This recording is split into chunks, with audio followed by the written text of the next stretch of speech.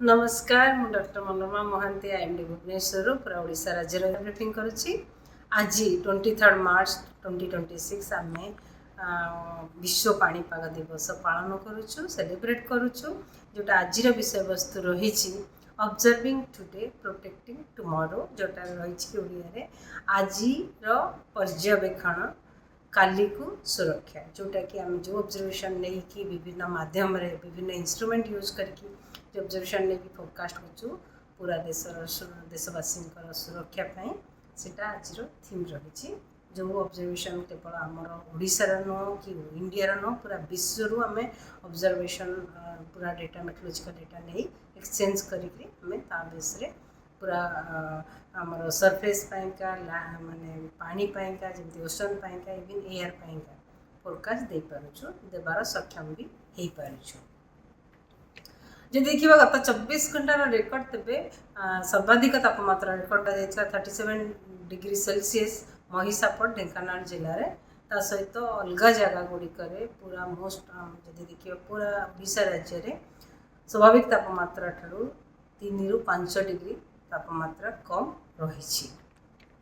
Paralakhemundi 36.2 degree Celsius रही Dhenkanal 36.1 degree Celsius Bargarh 35.8 degree Celsius record कर सहित सुंदरगढ़ दिन तापमात्रा स्वाभाविक तापमात्रा 6.3 डिग्री सेल्सियस कम रही केउंझर 5.6 डिग्री सेल्सियस कम रही भुवनेश्वर में 2.4 डिग्री सेल्सियस कम रही कटक 3 डिग्री सेल्सियस कम रही।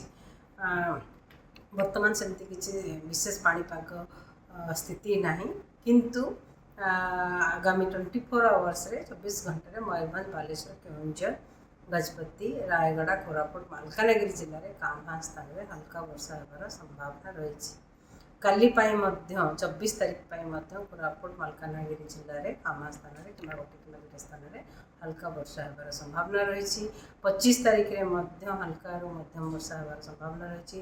बालेश्वर भद्रक केन्द्रापड़ा जाजपुर कटक जगतसिंहपुर जिला 26 तारीख में बालेश्वर भद्रक जाजपुर केन्द्रापड़ा जगतसिंहपुर कटक कोरापुट नवरंगपुर मालकानगिरी जिले में कामहा स्थान में कि 1 किलोमीटर स्थान में वर्षा रहिबार संभावना रही।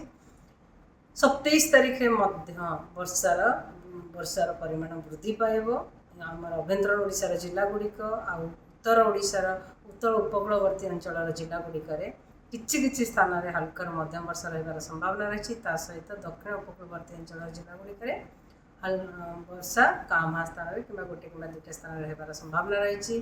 किंतु 27 तारीख येलो वार्निंग जारी करा जायछि जोटा कि वर्षा सहित बिजुली घड़घड़ी एवं झटका पवन 40 ରୁ 50 किलोमीटर पर आवर रहिबार संभावना रही।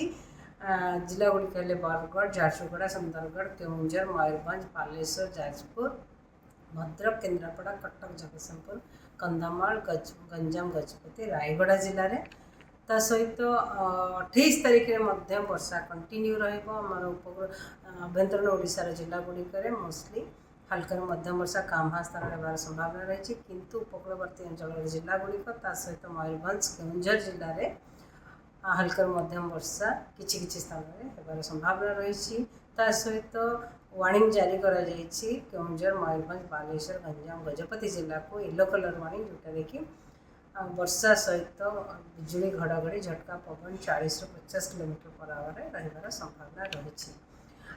29 तारीख में कामहा स्थान में हल्का वर्षा होबार संभावना रही। मयूरभंज बालेश्वर भद्रक जाजपुर केन्द्रापड़ा जगतसिंहपुर कटक कोरापुट मालकानगिरी जिले में किंतु वार्निंग किछि जारी करा जाय नाही।